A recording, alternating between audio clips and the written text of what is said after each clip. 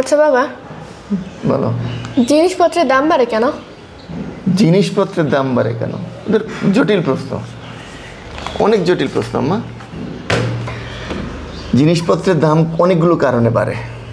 এটার মধ্যে একটা হচ্ছে যখন আমার দেশের সম্পদ এবং আমার দেশের ছাপান্ন যে মুদ্রা টাকা এটার সমতা থাকে না, তখন এটা বাড়ে। এটা কিভাবে আমি তোমাকে বুঝিয়ে বলি। যেমন ধরো এটা কি, এটা এখানে কয়টা আছে ব্লক? 27। মনে করো 27টা ব্লক আছে, ঠিক আছে? আচ্ছা, 27টা ব্লক আছে। এইটা ধরো আমার দেশের সম্পদ কি? আমার দেশের সম্পদগুলো ধরো গার্মেন্টস সেক্টর, বৈদেশিক রেমিটেন্স, আমার দেশের উৎপাদিত কৃষি পণ্য, আমার দেশের উৎপাদিত অন্য অন্য মানে ফলজ বা অন্যান্য যে সমস্ত পণ্য সব মিলিয়ে ধরো আমাদের এই সম্পদগুলো আছে। হ্যাঁ, রপ্তানি, গার্মেন্টস রপ্তানি হয় না, এই সমস্ত পণ্য মনে করো এখন আবার ফ্রিল্যান্সিং করেও মানুষ অর্থ উপার্জন করছে। এইগুলো মনে করো ধরো আমাদের দেশের সম্পদ, ঠিক আছে? সম্পদ আছে কত? 27টা। 27টা ধরো মনে করো 27,000 কোটি টাকা, উদাহরণ দিলাম। মনে করো ধরো যে 27 ইন্টু 10, তাহলে 270 টাকা আছে। আমার দেশের সম্পদ আছে 270 টাকার। এখন এই 270 টাকা সমতুল্য দেশে মুদ্রা ছাপাইতে হবে। বাংলাদেশ ব্যাংক কী করবে? আমার দেশের সম্পদ যেহেতু আছে 270 টাকা, এই বাংলাদেশ ব্যাংক 270 টাকা সমমানের মুদ্রা ছাপাবে। মনে করো একটা সম্পদের দাম 10 টাকা, তার মানে আমরা মুদ্রা ছাপাইলাম 270 টাকা সমমূল্যের মুদ্রা ছাপাইলাম, ঠিক আছে? এখন 270 টাকা ভাগ হলো 10, তাহলে কি 27টা মুদ্রা লাগবে আমাদের। 2, 4, 6, 8, 10, 12, 14, 27টা তো আছে এখানে, তাই না? আচ্ছা, এখানে 27টা মনে করো মুদ্রা লাগবে। তাহলে আমার মনে করো একটা 10 টাকার নোট। 10 টাকার নোট। এখন আমি এইগুলো কিনতে গেলে আমার মনে করো একটার দাম 10 টাকা। 10 টাকার বিনিময়ে এখন যখন আমি মার্কেটে যাব, মনে করো 1 কেজি কৃষিজাত পণ্য বলেছি না, 1 কেজি আলুর দাম মনে করো 10 টাকা। তখন আমি বাজারে যাব, বলবো 1 কেজি আলু দেন আমাকে। এই 10 টাকা দিব, উনি আমাকে 1 কেজি আলু দিয়ে দেবে, ঠিক আছে? এখন এ তো সব ঠিক আছে, দ্রব্যমূল্যের দাম আর বাড়তেছে না, চলতেছে এইভাবে। এখন যেটা হইলো যে এই যে আমাদের দেশের টাকা, এই টাকাগুলো তো মার্কেটে ঘুরছে, ব্যাংকে, বাজারে, সব জায়গায় মানুষের হাতে হাতে টাকা আছে। এখন কোনোভাবে মনে করো এই 40 টাকা মনে করো অর্ণব হচ্ছে একজন দুর্নীতিবাজ আমলা বা একজন দুর্নীতিবাজ মন্ত্রী, এমপি বা নেতা বা ঠিকাদার, যাই বলো, ওর কাছে আমি 40 টাকা দিলাম। দেওয়ার পরে ও কী করলো? ওই টাকাটা যে লুকিয়ে ফেলছে। ও কী করলো? ওই টাকাটা ও লুকায়া রেখে দিল। কোথায় রাখলো? কারণ ওই টাকাটা যেহেতু ওর এটা অবৈধ সম্পদ, পকেটে বা সিন্ধুকে রাখতে হবে। এটা ও ব্যাংকে রাখতে পারবে না, কারণ ও মনে করে বেতন পায় 10 টাকা, এখন ও সুদ ঘুষ নিচ্ছে 40 টাকা। মাস শেষে বেতন পায় 10 টাকা, সরকার জানে 10 টাকা, ব্যাংকে আর 10 টাকার বেশি লেনদেন ও করতে পারবে না।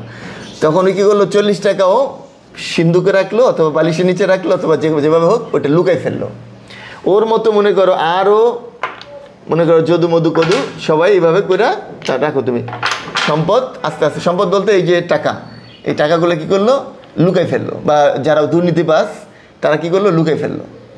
আচ্ছা, লুকায় মানে এই টাকাগুলো মূল ব্যাংকিং সেক্টর থেকে, মূল ব্যাংকিং চ্যানেল থেকে মূলত এইভাবেই সরে যায়।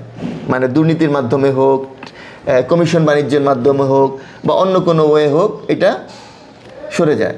সরে গেলে যে টাকাটা মূল চ্যানেলে আসতে পারে না। এখন মনে করো এখান থেকে আমাদের সরলো কত?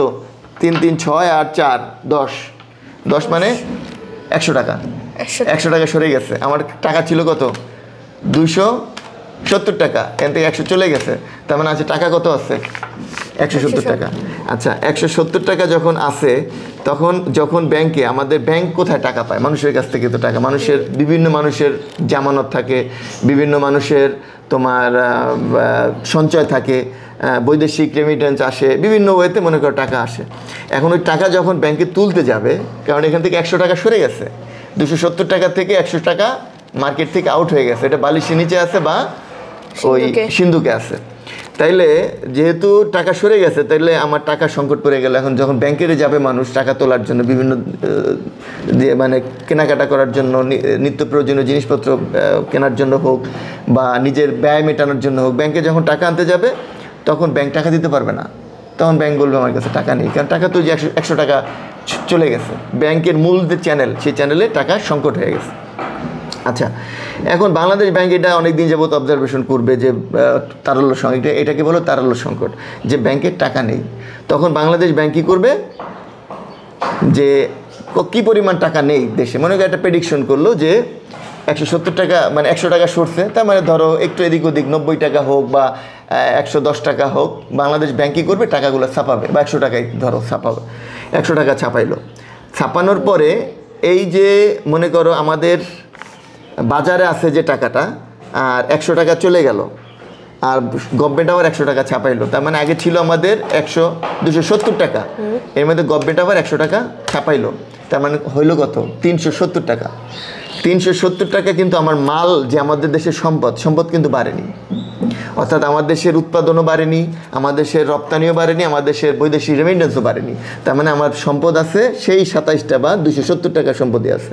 তাইলে আগে কিনতাম একটা 10 টাকা দিয়ে, তাহলে এখন এই ইয়াটা আমার কাছে টাকা আছে 370টা, আর আমার মাল আছে কত, 27টা, তাহলে 370 ভাগ হচ্ছে 27, তার মানে একটা জিনিসের দাম পড়ে গেল এখন 13 টাকা 70 পয়সা।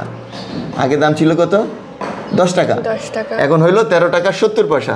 যখনই এই টাকা গভর্নমেন্ট ছাপাবে, বাংলাদেশ ব্যাংক ছাপাবে, ছাপানোর পরে যখন মূল ধারায় টাকাটা চলে আসবে বাংলাদেশ ব্যাংক থেকে, তখনই এই জিনিসের দাম হয়ে যাবে 13 টাকা। কারণ হচ্ছে আমার দেশের সম্পদ বাড়েনি, কিন্তু টাকা ছাপানো হয়ে গেছে, বেশি অতিরিক্ত টাকা হয়ে গেছে। মার্কেটে ওই দুর্নীতিবাজরাও তো কিনতে যায় টাকা, তাই না, তার টাকা দিয়ে সে মার্কেটে কিনতে যায়, তার মানে মার্কেটের জিনিসের দাম বেড়ে গেল। এটা হচ্ছে মূল কারণ। আরও অনেকগুলো কারণ থাকতে পারে টাকা করা, বৈদেশিক বাজারে হচ্ছে তোমার জিনিসপত্রের দাম বেড়ে গেলে বাংলাদেশেও বেড়ে যায়, জ্বালানি তেলের দাম বাড়লে বাংলাদেশের পরিবহন খরচ বেড়ে যায়, তখন দ্রব্যমূল্যের দাম বাড়ে। কারণ আরেকটা ধরো সিন্ডিকেট বাণিজ্য হয়, যেমন ধরো তোমার নর্মাল ওয়েতে একটা মাল যশোর থেকে এক ট্রাক মাল আসতে মনে করো ভাড়া আছে, উদাহরণ দিচ্ছি 15,000 টাকা।